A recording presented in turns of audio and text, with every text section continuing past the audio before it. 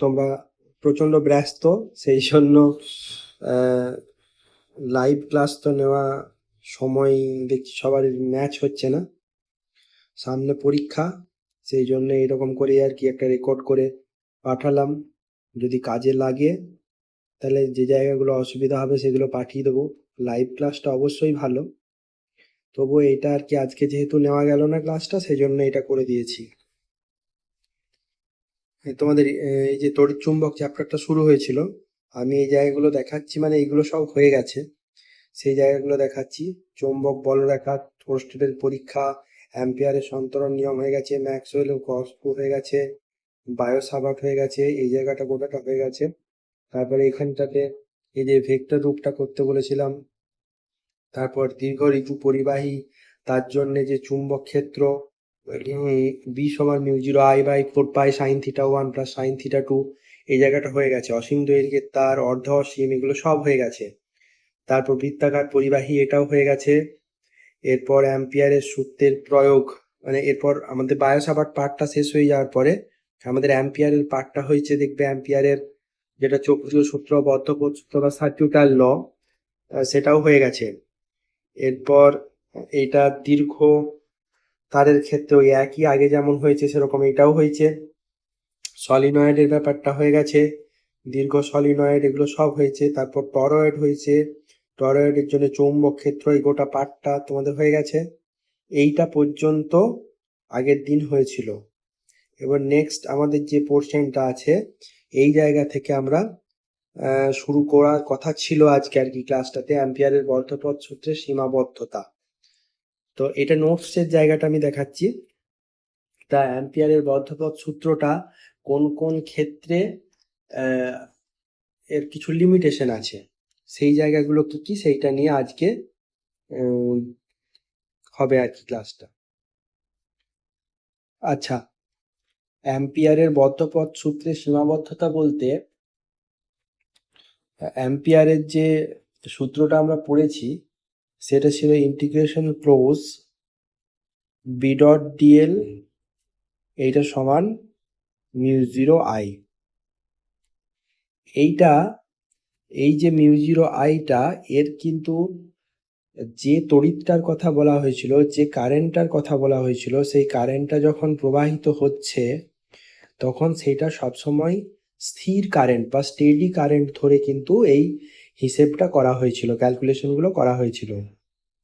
পরবর্তী ক্ষেত্রে দেখা যায় যে এই সূত্রটাতে যদি আমাদের এমন তড়িৎ প্রবাহিত হয় যেটার মানটা পরিবর্তিত হচ্ছে, আমি তোমাদেরকে বোঝার সুবিধার্থে একটা জিনিস বলতে পারি, যে যদি আমি এমন একটা বর্তনীর কথা ভাবি যাতে একটি ব্যাটারি লাগানো আছে, তাহলে সেই ব্যাটারি থেকে যখন তড়িৎ প্রবাহিত হবে তখন সেই ব্যাটারিটা স্বাভাবিকভাবেই তার প্রথমে যে তড়িৎ প্রবাহ সে দিতে পারবে, যত ব্যাটারিটার ভোল্টেজ কমবে তত কিন্তু এর তড়িৎ দেওয়ার ক্ষমতাটা কমতে থাকবে।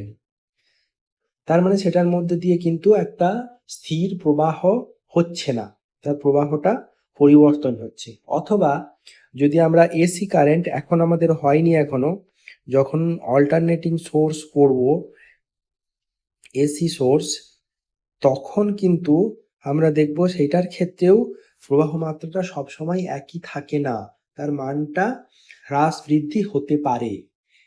তার মানে বেশিরভাগ ক্ষেত্রেই বাস্তব পরিস্থিতিতে যে আমরা এক টানা সমান স্থির মানের তড়িৎ প্রবাহ পাওয়া সম্ভব নয়। তা যদি না হয় তাহলে আমাদের অ্যাম্পিয়ারের বদ্ধপথ সূত্রটাও সেখানে অ্যাপ্লিকেবল হচ্ছে না। তখন কি করতে হয়, তখন এর এই যে ডান পক্ষের মিউ জিরো আই এই টার্মটা রয়েছে, এইটার সঙ্গে আমাদেরকে একটা এক্সট্রা টার্ম প্লাস করে অ্যাড করতে হয়, যেটা করেছিল পরবর্তীকালে ম্যাক্সওয়েল। সে তার এটার নাম দিয়েছিল ম্যাক্সওয়েলের সমীকরণ। বিজ্ঞানী ম্যাক্সওয়েল এইটা করেছিল, এবং তখন এই সমীকরণগুলো, ও 4টে সমীকরণকে করেছিল, সেগুলোকে বলা হয় ম্যাক্সওয়েলের সমীকরণ। ম্যাক্সওয়েল, এবং সেগুলো খুব বিখ্যাত সূত্র আর কি। আমরা পরবর্তীকালে বড় ক্লাসে পড়বো, আমাদের এখন সেই স্কোপটা নাই। তো সেই জন্যে এইটা একটা সীমাবদ্ধতা যে অ্যাম্পিয়ারের বদ্ধপদ সূত্রটাকে ও পরিবর্তন করেছিল। তার মানে কি অ্যাম্পিয়ারের বদ্ধপদ সূত্রটা ভুল? তা কিন্তু নয়। বদ্ধপদ সূত্রটার অবশ্যই গুরুত্ব আছে এবং সেটা ঠিক, কিন্তু তার কিছু লিমিট আছে, কিছু অসম্পূর্ণতা আছে। এই অসম্পূর্ণতার জন্য বলা হয় যে অ্যাম্পিয়ারের যে বদ্ধপদ সূত্রটা সেটা সঠিকভাবে বলেছিলেন ম্যাক্সওয়েল। এইটুকুই আমাদের আপাতত জেনে রাখলে হবে। এবং অ্যাম্পিয়ারের সূত্র থেকে আমরা যে ক্যালকুলেশনগুলো করেছি সেগুলো কিন্তু সঠিক। সেগুলো যদি স্থির তড়িৎ প্রবাহ হয় তাহলে সেগুলোকে কিন্তু ভুল বলা যায় না। ঠিক আছে, এইটা হলো আমাদের অ্যাম্পিয়ারের বদ্ধপদ সূত্র। এরপর আমরা যেটা পড়ব সেটা হলো সুষম তড়িৎ ক্ষেত্রে গতিশীল আধানের ওপর ক্রিয়াশীল বল। সুষম তড়িৎ ক্ষেত্র ব্যাপারটা কি এটা আমরা পড়েছি এর আগেই, যে যদি এরকম হয়, একটা এরকম প্লেট আছে আর একটা এরকম প্লেট আছে, এর একটাকে আমরা বলছি প্লাস, এটা আমরা স্থির তড়িতে পড়েছি, আর একটা দিককে আমরা বলছি যে এটা হচ্ছে মাইনাস। তাহলে এইরকম ভাবে এর মধ্যে কিন্তু বলরেখাগুলো থাকে। এটা আমরা পড়েছি আমাদের স্থির তড়িৎ অধ্যায়েতে, এটা পড়া হয়েছে। এখন এইখানেতে যদি একটা আধান গতিশীল হয় তখন তার ক্ষেত্রে কি ঘটনা ঘটবে সেটা আমরা দেখব। আমি এটা একটু বড় করে নিচ্ছি ছবিটা বোঝার সুবিধার্থে। এখন এইখানেতে আমরা একটা অক্ষ আঁকছি, এই দিক বরাবর একটা,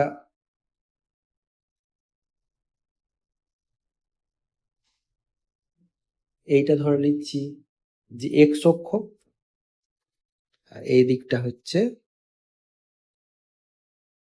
ওয়াই অক্ষ। এখন এইটা তাহলে আমাদের ও বিন্দু। এইটার মধ্যে যদি একটা কণা এই দিক থেকে এই দিকে যায়, এই দিক থেকে এই দিকে,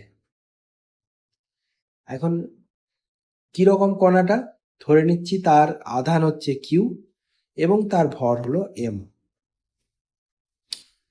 সে এই দিক থেকে এই দিকে যাচ্ছে ভি গতিবেগে।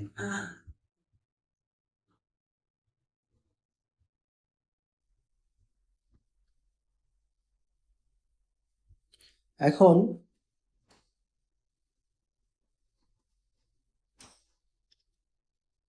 এক্স অক্ষ বরাবর যাচ্ছে, তো এক্স অক্ষ বরাবর যদি যাই আমরা দেখতে পাচ্ছি ইলেকট্রিক ফিল্ডটা আমার এই দিক থেকে এই দিকে কাজ করছে। তার মানে ওয়াই অক্ষ বরাবর ইলেকট্রিক ফিল্ড আছে, তার মানে ওয়াই অক্ষ বরাবর ও একটা বল অনুভব করবে। তার মানে এইখানেতে যদি আধানটা থাকে সে এই বরাবর একটা বল অনুভব করবে, কারণ এই ফিল্ডগুলো এই দিকে, এই জায়গায় ইলেকট্রনটা আছে। ঠিক আছে, তো সেইটা আমরা কতগুলো জিনিস যেগুলো বললাম সেগুলো একটু লিখে নিচ্ছি। কিউ ধনাত্মক আধান,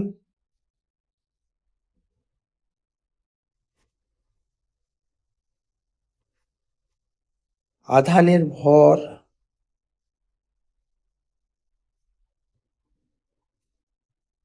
এম,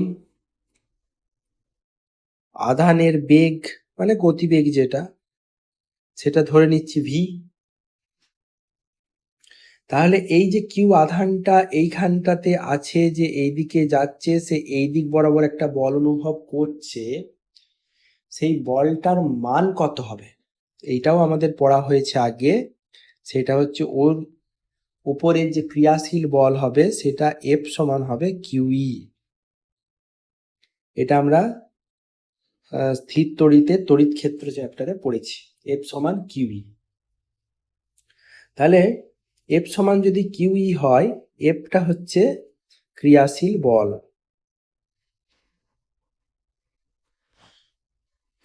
যেটা আমাদের কাজ করছে মনে রাখতে হবে এদিক থেকে এই দিক বরাবর, আধানটা কিন্তু যাচ্ছে এদিক থেকে এই দিক বরাবর।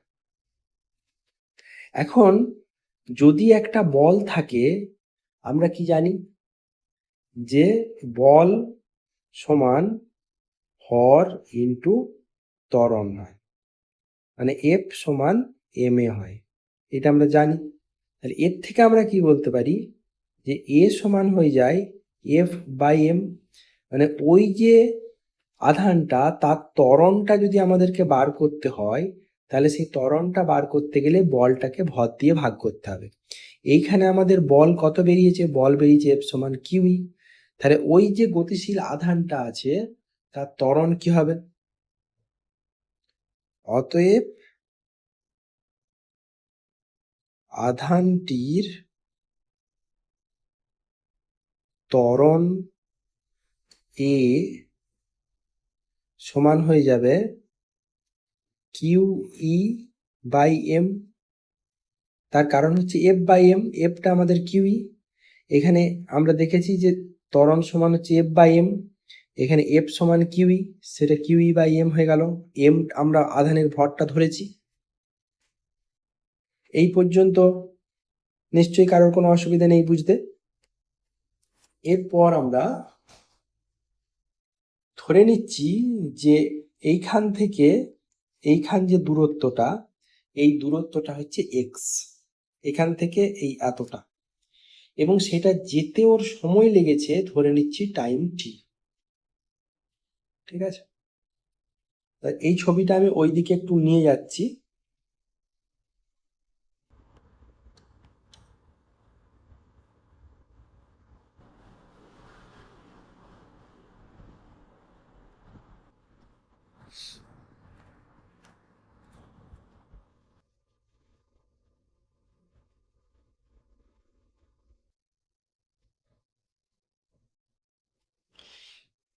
তাহলে কি বলেছি আমি, যে এইখান থেকে এইটা যে দূরত্বটা, এইখান থেকে এই দূরত্বটি আমি ধরে নিচ্ছি এক্স, এবং এই দূরত্ব যেতে ওর যে সময় লাগছে সে সময় হচ্ছে সমান টি, এখান থেকে এখানে যেতে যে সময়টা লাগছে। ঠিক আছে, তা যদি লাগে এর আগের পার্টে আমরা যদি যাই, তাহলে আমরা দেখবো যে আমরা এখানে বেগটা ধরেছি ভি। তাহলে আমরা লিখতে পারি, আমরা কি জানি যে বেগ ভি এর সমান ভিটি হয়, তার মানে টি সমান হয়ে যাবে এক্স অতিক্রান্ত দূরত্ব বাই বেগ ভি। আমরা টি এর ভ্যালুটা পেয়ে গেলাম। এখন এই দিকেতে দেখো ছবিটা যদি আমরা একটু ভালো করে দেখি, এই ছবিটা, তাহলে কণাটা এই দিক থেকে এই দিকে যাচ্ছে, তার উপরে বল এই দিক থেকে এই দিকে আছে, মানে ত্বরণও তার এই দিক থেকে এই দিকে আছে, তার মানে এই দিক বরাবর ওর কোনো ত্বরণ কিন্তু নেই। ঠিক আছে, এবং এইখান থেকে শুরু করেছে, প্রাথমিক বেগ 0 নিয়ে ধরে নিচ্ছি স্থির অবস্থায় আছে, প্রাথমিক বেগ 0 ছিল, দিয়ে সে যদি এই দিকে যায় তাহলে কি হবে, আমাদের যে সমতলীয় গতির যে আমাদের পড়া হয়েছে তার থেকে আমরা জানি যে আমরা একটা সূত্র পড়েছিলাম, এস সমান হয় UT plus half a t square, এটা সূত্র ছিল। এই সূত্রটা যদি এখানে আমরা অ্যাপ্লাই করি তাহলে হবে ওয়াই সমান, কারণ ওয়াই এর দিকে ও যাচ্ছে, এই সরণটা হবে যেহেতু ওই দিকে ত্বরণ আছে, ইউ ও 0, প্রাথমিক বেগ 0, তাহলে u into t plus half a t square. এর মধ্যে এটা কি, এটা আমাদের এই যে আগে বেরিয়েছে, এইটা হচ্ছে আমাদের এ বেরিয়ে আছে, আর টিটা আমাদের এখানে এইটা বেরিয়ে আছে। ঠিক আছে, তাহলে আমরা সেগুলো বসিয়ে দেবো, ইকুয়াল টু হয়ে যাবে হাফ ইনটু, দেখো আমাদের যেটা ওইখানে ছিল q E by m into t square, মানে এইটা স্কোয়ার, তার মানে এক্স বাই ভি তার স্কোয়ার। এইটা যদি করা হয় তাহলে বেরোবে কিউ ই উপরে হয়ে গেল, নিচে পড়ে রইল 2m V square into x square.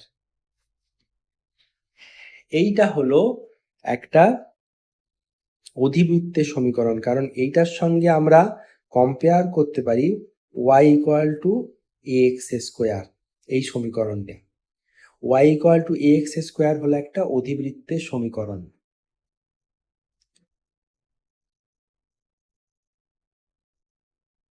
এটি একটি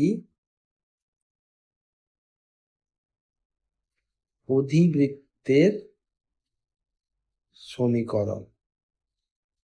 তার মানে যদি সুষম তড়িৎ ক্ষেত্র হয় একটা, এরকম যদি সুষম তড়িৎ ক্ষেত্র একটা থাকে, তার মধ্যে যদি একটা কণাকে আমরা ভি গতিবেগে এই দিক থেকে পাঠিয়ে দিই, তখন সে তার এই দিকে একটা টানের জন্যে তার গতিটা এরকম হয়ে যাবে, তার গতিটা এরকম হয়েছে যেতে থাকবে।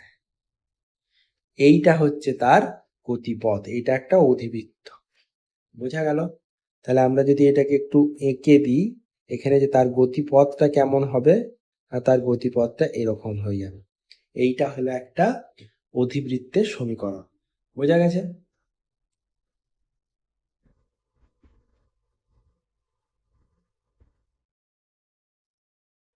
এইটাতে আমরা দেখতে পাচ্ছি যে প্লাস থেকে মাইনাসের দিকে ইলেকট্রিক ফিল্ডটা আছে। সেই ইলেকট্রিক ফিল্ডটা যদি ওরকম থাকে, যেটা আমরা এইমাত্র পড়লাম, সেটা অ্যানিমেশন দিয়ে দেখছি যে ইলেকট্রিক ফিল্ডটা এরকম হয়। সেই অবস্থায় ওর মধ্যে আধানটা যদি যায় তাহলে কেমন হবে। নিচ থেকে উপরের দিকে, তাহলে প্লাস থেকে মাইনাসের দিকে ইলেকট্রিক ফিল্ডটা রয়েছে আমরা দেখতে পাচ্ছি।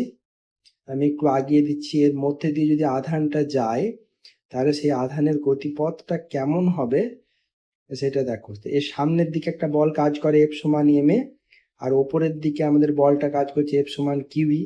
তাহলে এই দুটো বলের ফলে সে ধীরে ধীরে সামনের দিকে আগিয়ে যেতে যেতে উপরের দিকে উঠতে থাকবে অধিবৃত্তাকার পথে।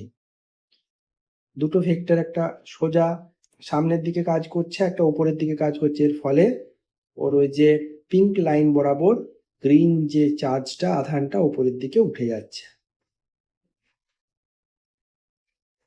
আশা করছি সবারই বোঝা গেছে।